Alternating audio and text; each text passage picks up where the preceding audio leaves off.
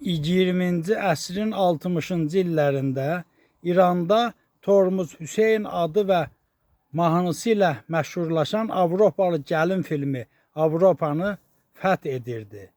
İranın Avropa ilə müqayisəsi o zamandan elə gülünc idi.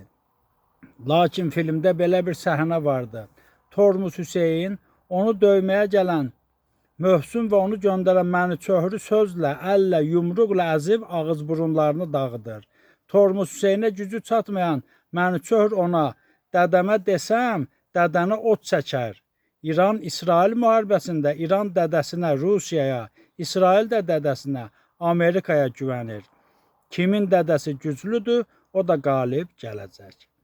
Bu filmdə kül sənin başına yüngül çəkili pəhləvan, sənin də boş hapkopun varmış ifadələri də bu fikirləri təsdiq edir.